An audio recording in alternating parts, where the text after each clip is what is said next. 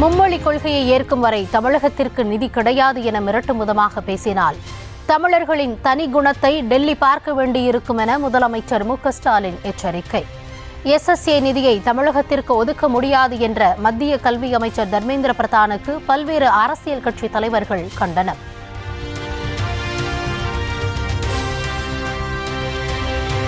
தமிழ்நாட்டிற்கு வழங்க வேண்டிய நிதியை கொடுங்கள் என மத்திய அரசுக்கு எடப்பாடி பழனிசாமி வேண்டுகோள். தமிழ்நாட்டை பொறுத்தவரை இருமொழி கொள்கைதான் கடைபிடிக்கப்படும் எனவும் திட்டவட்டம். தர வேண்டிய நிதியை ஒதுக்கப்படும் என்று சொல்வது சரியல்ல.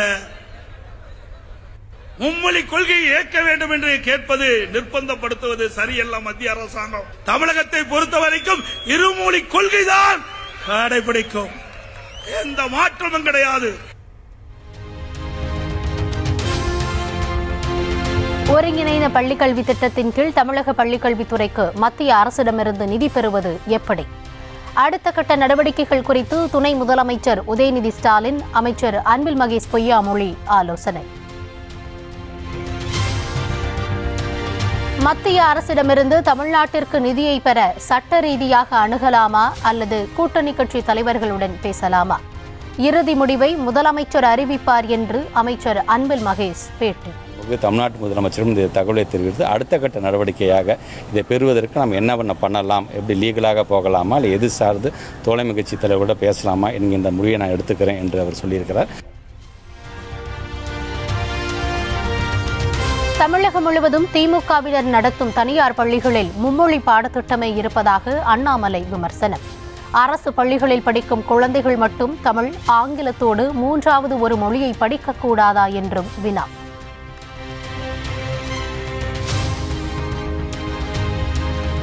தேசிய கல்விக் கொள்கை திட்டங்களுக்கான விதிமுறைகளை ஏற்காமல் நிதி மட்டும் கேட்பதா? தமிழக அரசுக்கு ஆத்திரமூட்டும் வகையில் மத்திய இணையமைச்சர் எல் முருகன் கேள்வி.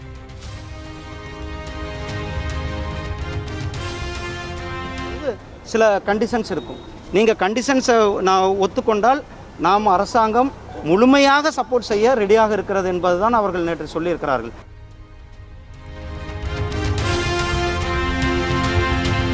திரைப்படங்களை 3 மொழிகளில் வெளியிட்டு லாபம் சம்பாதிக்கும் வியாபாரத்திற்கு மட்டும் மும்மொழி கொள்கை தேவையா?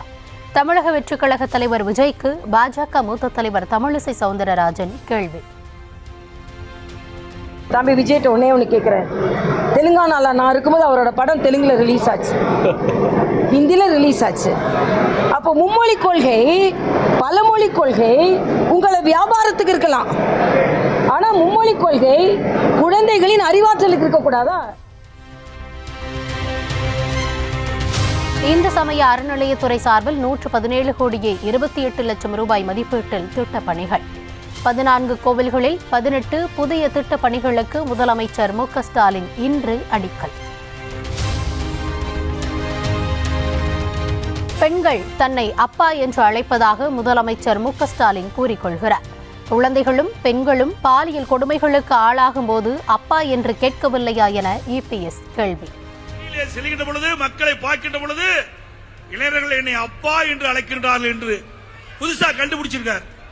அப்பா என்று மக்கள் கேட்கின்றார்கள். குழந்தைகள் மற்றும் பெண்கள் பாலியல் துன்புறுத்தும் போது கதற சத்தம், அப்பா அப்பா என்று கதறுகிறது. அந்த சத்தம் கேட்கவில்லையா? அடுத்த தேர்தலில் அதிமுக தலைமையில் மிகப்பெரிய கூட்டணி. அதிமுகவை நாடி பிற கட்சிகள் வரும் என எடப்பாடி பழனிசாமி உறுதி. யாருடன் யார் கூட்டணி என்பது தெளிவு தெரியும். அதிமுகவை பொறுத்த வரைக்கும் எங்களுடைய தலைமையை ஏற்று ஒத்த கருத்துடைய கட்சிகளெல்லாம் இணைக்கப்பட்டு மக்கள் உராத திராவிட முன்னேற்ற கழக ஆட்சியை அகற்றுவதுதான் எங்களுடைய நோக்கம். விஜயின் தமிழக வெற்றிக் கழகம், வேல்முருகனின் தமிழக வாழ்வுரிமை கட்சி ஆகிய இரண்டில் யார் உண்மையான TVK? வேல்முருகனின் தமிழக வாழ்வுரிமை கட்சி ஆங்கில வார்த்தையில் சுருக்கமாக TAVK என பதிவு செய்யப்பட்டதாக தகவல். பாஜக சார்பில் பட்ஜெட் விளக்க பிரச்சார பொதுக்கூட்டம். தமிழ்நாட்டின் முக்கிய நகரங்களில் நடைபெற்ற கூட்டத்தில் தலைவர்கள் பிரச்சாரம். பெங்களூரிலிருந்து திருவனந்தபுரம் நோக்கி பறந்த இண்டிகோ விமானம் மதுரையில் அவசரமாக தரையிறக்கம். திருவனந்தபுரம் விமான நிலைய ஓடுபாதையில் மின்விளக்கு பிரச்சனையால் விமானம் தரையிறங்க முடியாத சூழல்.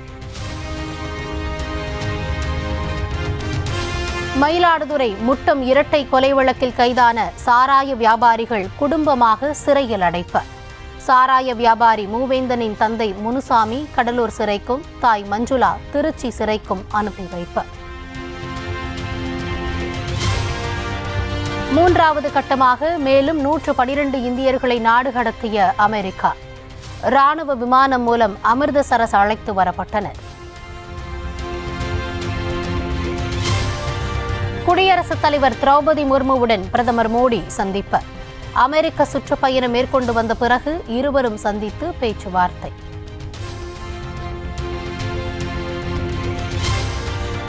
ஜவுளி ஏற்றுமதியை 2030ஆம் ஆண்டிற்குள் 9 லட்சம் கோடியாக அதிகரிப்பதே இலக்கு.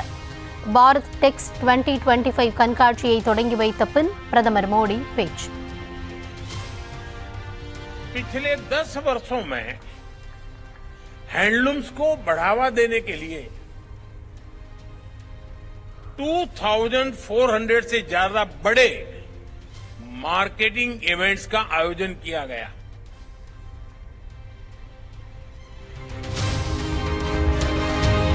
இந்திய எல்லைப் பகுதியில் துப்பாக்கிச்சூடு நடத்திய பாகிஸ்தான் ராணுவம். இந்திய ராணுவ வீரர்கள் பதிலடி தாக்குதல் நடத்திய நிலையில் உயிரிழப்புகள் ஏற்படவில்லை என தகவல்.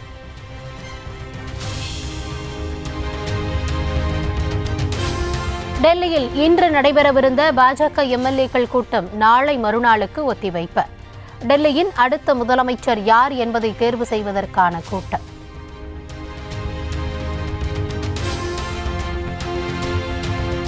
டெல்லி யமுனை ஆற்றை சுத்தப்படுத்தும் பணி தொடக்கம்.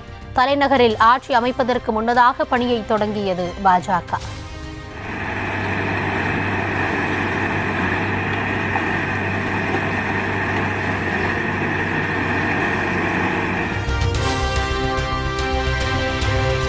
தலைநகர் டெல்லியில் தேசிய பழங்குடியின திருவிழா கோலாகலம். நாட்டுப்புற கலை நிகழ்ச்சிகளை கண்டு ரசித்தார் குடியரசுத் தலைவர் திரௌபதி முர்மு. உத்தரப்பிரதேசத்தின் அயோத்தியில் சாறை சாறையாக குவியும் பக்தர்கள். பிரயாக்ராஜில் நடைபெறும் மகா கும்பமேளாவில் பங்கேற்றுவிட்டு அயோத்தியில் ஆன்மீக பயணம்.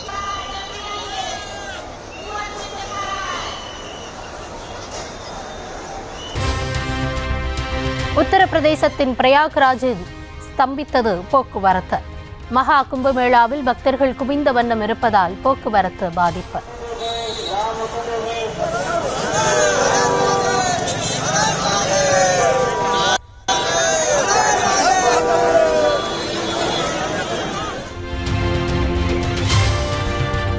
டெல்லி ரயில் நிலைய கூட்ட நெரிசலுக்கு பின்னர் பலர் மாயம்.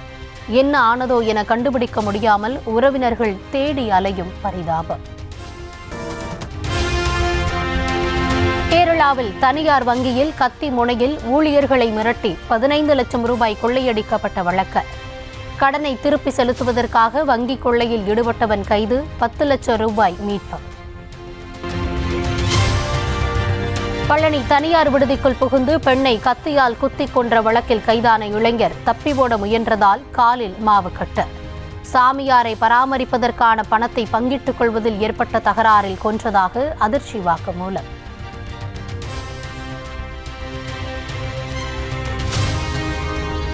திருப்பத்தூர் மாவட்டத்தில் சாலையின் குறுக்கே வந்த தெருநாய்களால் விபத்து. பைக், கார், லாரி என அடுத்தடுத்து மோதிய விபத்தின் பரபரப்பு சிசிடிவி காட்சிகள்.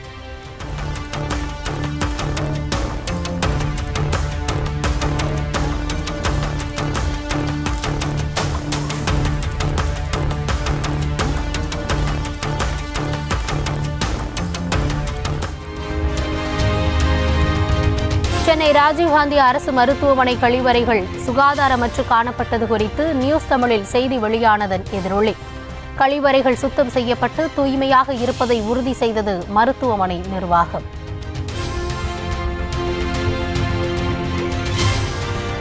தேனி மாவட்டம் கம்பம் நகராட்சி குப்பை கிடங்கில் திடீர் தீ விபத்து. கொழுந்துவிட்டு எரிந்த தீயால் புகை மண்டலமாக காட்சியளிப்பு.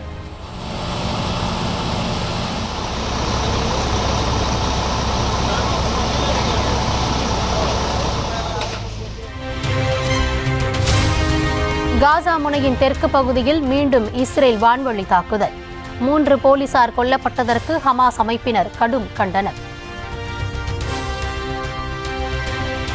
இஸ்ரேல் நாட்டிற்கு அமெரிக்கா இன்னமும் ராணுவ உதவிகளை வழங்கி வருவதால் பாலஸ்தீனர்கள் கவலை. குடியிருப்புகள் பாழாக்கப்பட்டு சின்னாபின்னமான காசாவில் அழிக்க எதுவும் இல்லை என வேதனை. அனைத்து பணைய கைதிகளையும் விடுவிக்காவிடில் ஹமாஸ் அமைப்பினருக்கு நரக வேதனையின் வாசல்கள் திறக்கப்படும். அமெரிக்க வெளியுறவு அமைச்சருடனான பேச்சுவார்த்தைக்கு பிறகு இஸ்ரேல் பிரதமர் பெஞ்சமின் நெதன்யாகு எச்சரிக்கை. ரஷ்ய எதிர்க்கட்சித் தலைவர் மர்மமான முறையில் உயிரிழந்து ஓராண்டு நிறைவு. அலெக்சி நாவல்னி நினைவிடத்தில் மலர்களை வைத்து நூற்றுக்கணக்கான மக்கள் அஞ்சலி.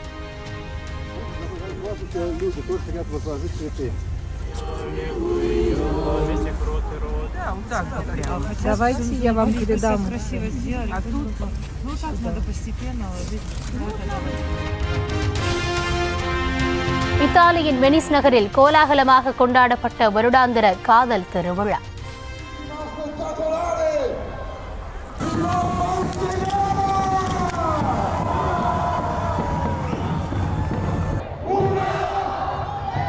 முகமூடி அணிந்த மக்கள் படகுகளில் பயணம் செய்து உற்சாகம்.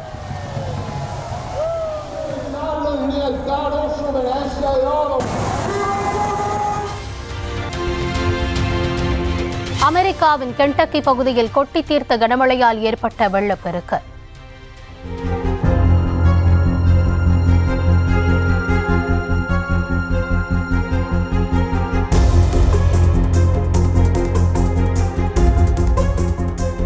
வீடுகளை சுற்றி ஆறு போல் பெருக்கெடுத்து ஓடும் வெள்ளத்தால் மக்கள் கடும் அவதி.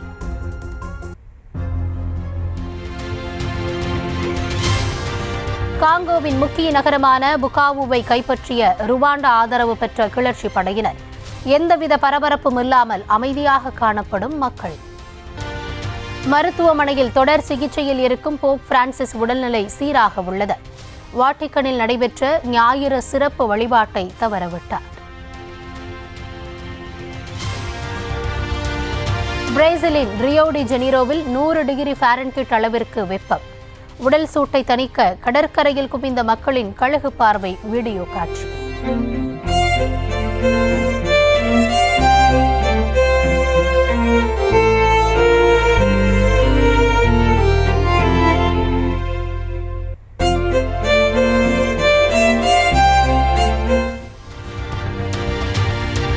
உலகின் பெரும் பணக்காரர் எலான் மஸ்கின் 13வது குழந்தைக்கு தாம்தான் தாய் என பிரபல பெண் எழுத்தாளர் கூறிய விவகாரம். ஆஸ்லே கிளாரின் கூற்றை மறுக்காமலும் ஏற்காமலும் பதிலளித்து மௌனம் கலைத்தார் எலான் மஸ்க். மகளிர் பிரீமியர் லீகில் பவுலிங்கிலும் பேட்டிங்கிலும் அசத்திய குஜராத் ஜெயின்ஸ் அணி.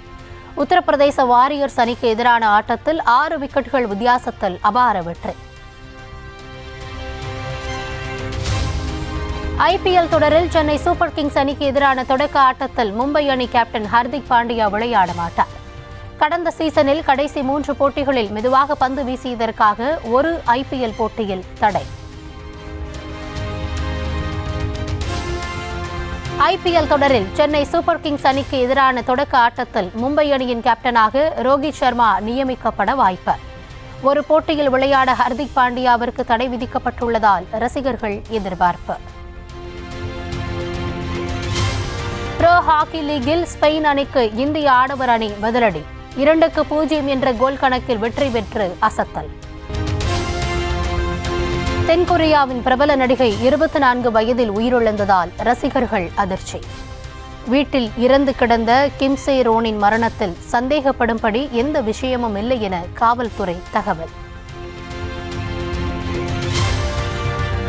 சென்னை ஐஎன்எஸ் அடையாறு கடற்படை தளத்தில் இன்னிசை கச்சேரி. கடற்படை வீரர்களின் பாடல்களை மெய்மறந்து கேட்ட பார்வையாளர்கள்.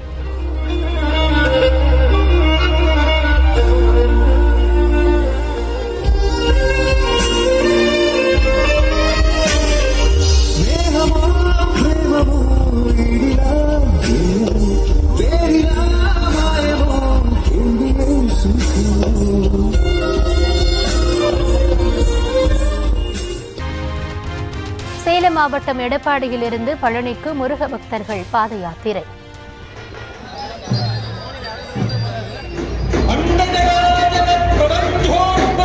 அன்னதானம் அருந்தியவர்களிடம் மடிப்பிச்சை ஏந்தி பெண்கள் நூதன வேண்டுதல்.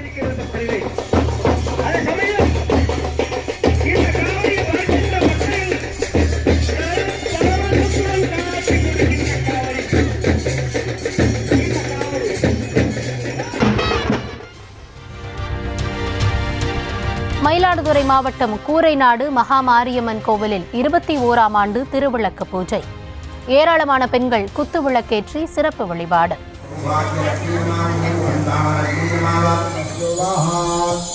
சக்கர பொங்கல் கேசரி கொடுத்துருக்காங்க பாருங்க, நைவேத்தியம் பண்ணுங்க.